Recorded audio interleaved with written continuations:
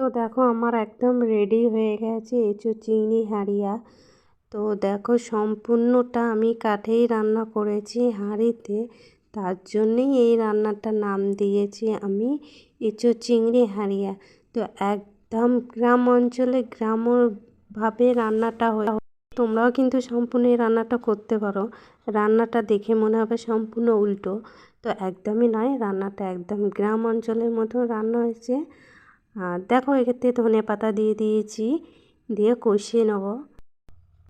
তো দেখো এটা গরম হয়ে গেছে, একটু বেশি তেল লাগবে রান্নাটা। তো দেখো আমার ভাজা হয়ে গেছে এঁচোড় আর আলুটা। তো চিংড়ি মাছটা দেখো ভেজে নিচ্ছি আমি একটু বেশ ভালো করে নাড়াচাড়া, মানে সামান্য একটু অল্প নাড়াচাড়া করে ভেজে নিচ্ছি। তো এই দেখো আমার আগে থেকে নুন হলুদ মাখিয়ে আমি রেখেছিলাম চিংড়ি মাছটা। আর দেখো আমার ভাজা হয়ে গেছে এঁচোড় আর। তো দেখো পেঁয়াজ ভাজার পর আমি দেখো টমেটোটা ভেজে নিচ্ছি। এরপর দেখো বন্ধু তোমরা কেমন আছো? আমি তো খুব ভালো আছি। আর এটার মধ্যে কী আছে চলো দেখাচ্ছি। এটার মধ্যে হচ্ছে চিংড়ি মাছ। তো চিংড়ি মাছগুলো খুব বড় বড়, তাই না? তো ভাবছি আজকে চলো এঁচোড় চিংড়ি হাঁড়িয়া করবো। তো এটা একদম সম্পূর্ণ নতুন একটা রেসিপি। তো আমি প্রথমে চিংড়ি মাছগুলো বেশ ভালো করে ছাড়িয়ে নিচ্ছি, দেখতে পাচ্ছ খুব পরিষ্কারভাবে ছাড়িয়ে নিচ্ছি। আর এদিকে তোমার দাদাভাই দেখো আমাকে এঁচোড়টাও কেটে দিয়েছে। তো আমাদের এঁচোড় কাটাই হয়ে গেছে পুরো বলতে পারো। আর যে জিনিসটায় রান্না হবে হাঁড়ি, তো আজকে সম্পূর্ণ রান্নাটাই হাঁড়িটাই হবে। আর দেখো আমি প্রথমেই বসিয়ে দিয়েছি, এটা একটু গরম হচ্ছে। আর এটা গরম হবে, তারপর আমি এতে তেল দেবো। তো চলো আমি দেখাচ্ছি প্রথমে আমি কি কি রান্নাটায় ব্যবহার করছি, মানে কি কি জিনিস লাগছে আর কি। পেঁয়াজ আছে, আদা আছে, রসুন আছে, তারপর টমাটার আছে, আর ধনে পাতা আছে। চলো, তো আমার দেখো এটা প্রায় গরম হয়েই গেছে। তারপরে আমি এতে তেল দিয়েছি। আর আমি আগে থেকে নুন হলুদ মাখিয়ে রেখেছিলাম চিংড়ি মাছগুলো, সেগুলো আমি ভেজে নেবো। তো দেখো এই যে ভাজা হচ্ছে, আমি খুব একটা নাড়াচাড়া করছি না। তো দেখতে পাচ্ছ বেশ ভাজার পর দেখেছো খুব সুন্দর লাগছে দেখতে এগুলো। তো আমি একটু বেশ ভালো করে মানে হালকাভাবে নাড়াচাড়াটা করছি। তারপর দেখো আমার হয়ে গেছে, এগুলো আমি তুলে নিচ্ছি।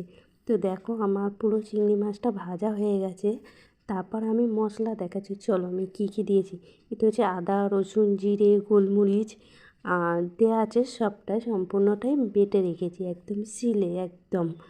তো এখানে দেখতে পাচ্ছ আমি আগে থেকে নুন হলুদ মাখিয়ে রেখে দিয়েছিলাম এঁচোড়টা আর আলুটা, ওটাকে আমি তেলে ভেজে নিচ্ছি। আগে থেকে আমার তেল দেওয়া ছিল, তেলটা একটু সামান্য দিয়েছি। তারপর দেখো এটাকে আমি বেশ ভালো করে ভেজে নিচ্ছি। তো আমার ভাজা হয়ে গেছে, চলো এগুলো আমি নামিয়ে নিই। নামিয়ে নেওয়ার পর দেখতে পাচ্ছ খুব সুন্দর এটা ভাজা হয়েছে। তারপরে আগে থেকে নুন হলুদ মাখিয়ে রেখেছিলাম বলে পরে আমাকে আর নুন হলুদটা দিতে হয়নি। তারপর দেখো চিংড়ি মাছটা আমার ভাজা আছে। আর দেখো ওতেই আমি আরেকটু আমার তেল লাগবে এই রান্নাটায় আর কি। তো আমি একটু কালো জিরে তেজপাতা শুকনো লঙ্কা দিয়ে দিয়েছি। তারপর আমি পেঁয়াজগুলো আমি দিয়ে দেবো, পেঁয়াজগুলো একটু লাল লাল করে ভাজা হবে। তো রান্নাটা মনে হবে যেন সম্পূর্ণ উল্টো হচ্ছে। তো একদমই না, আমাদের গ্রামে আমরা এইভাবেই রান্নাটা করি, তোমাদের সঙ্গে সেই রান্নাটাও শেয়ার করছি।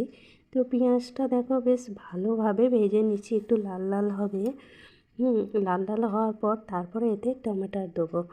তো আমরা আগে কী করি, সব মশলাগুলো কষিয়ে নিয়ে তারপর টমেটো ধনেপাতা দিই। তো এই রান্নাটা সম্পূর্ণ একটু আলাদা রকম হবে। তো বললাম না এঁচোড় চিংড়ি হাঁড়িয়া, তো বুঝতে পারছো। তো দেখো পেঁয়াজটা ভাজা হয়ে গেছে, তারপর দেখো টমেটো দিয়ে দিয়েছি। এরপরে কী দেবো জানো, এরপর হচ্ছে ধনেপাতা। তো ধনেপাতা দেবো, তারপর দেখো আগে থেকে বেটে রাখা মশলাটা দিয়ে আমি দেখো বেশ ভালো করে কষিয়ে নিচ্ছি। কারণ হচ্ছে ধনেপাতাটা আমরা নামানোর সময় বা ফুটে গেলে তারপরে দিই, কিন্তু এই রান্নাটা বললাম না একদমই আলাদা, তাই আলাদা রকমই হবে। তো মশলাটা বেশ ভালোভাবে কষিয়ে নিচ্ছি। আর একটু হলুদটা একটু বেশিই দেবো। তো দেখতে পাচ্ছ তো খুব কালারফুল লাগছে, মানে খুব কালার আসছে আর কি। তারপর যে ভেজে রাখা আমার দেখো এঁচোড়টা আলুটা আমি এটাকে দিয়ে দিচ্ছি, এটা দিয়ে বেশ ভালো করে আমি কষিয়েছি। তো দেখো বেশ ভালোভাবে কষাচ্ছি, দেখতে খুব সুন্দর লাগছে। আর দেখতেও মানে কী বলবো অসাধারণ লাগছে, পুরো মাংস খাসির মাংসর মতো লাগছে দেখতে বলো। আর ভালোভাবে কষিয়ে নিয়েছি। তারপর দেখো আমি নুন দিচ্ছি, নুন একটু স্বাদ মতন দেবো। তো আমি 2 চামচ নুন দিচ্ছি, দিয়ে এটাকে ভালো করে কষিয়ে নিলাম। তারপর দেখো আগে থেকে ভেজে রাখা চিংড়ি মাছগুলো দিয়ে আমি এটাকে ভালো করে নাড়াচাড়া করব।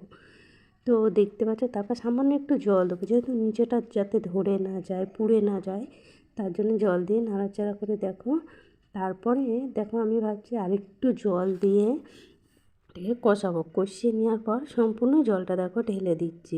দেখো জলটা দেওয়ার পরে একটু নাড়াচাড়া করে নিয়েছি। তারপর নাড়াচাড়া করার পর এটাকে আমি বেশ ভালোভাবে গায়ে যেগুলো আছে লেগে আছে বেশ ভালো করে নাড়াচাড়া করে জল দিয়ে তারপর এটাকে আমি চাপা দিয়ে দেবো। তারপর আমি দেখো চাপা দিয়ে দিয়েছি, কিছুক্ষণ পর আবার দেখবো। তো দেখো সম্পূর্ণ এই যে হাঁড়িয়া হচ্ছে একদম রান্না এঁচোড় চিংড়ি হাঁড়িয়া।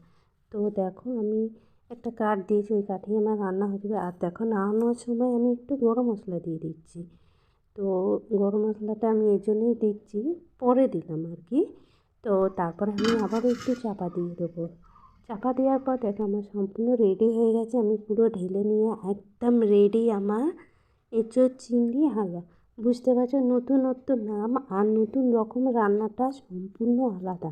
মানে আমরা বাড়িতে একরকম করি, কিন্তু গ্রাম সাইডে মানে দেখো আমার পুরো রান্নাটা রেডি হয়ে গেল, তোমাদের সঙ্গে পুরোটাই শেয়ার করলাম। এঁচোড় চিংড়ি হাঁড়িয়া। তো তোমরা বাড়িতে এরকম ধরনের রান্না করতেই পারো, খুব সামান্য অল্প তেল অল্প মশলায়। আর হাঁড়িয়া মানে হাঁড়িতে রান্না করলে এই রেসিপিটা আর কি খুব ভালো লাগে খেতে। তো আমার যদি এই রান্নাটা তোমাদের ভালো লাগে অবশ্যই লাইক কমেন্ট শেয়ার করো। তারা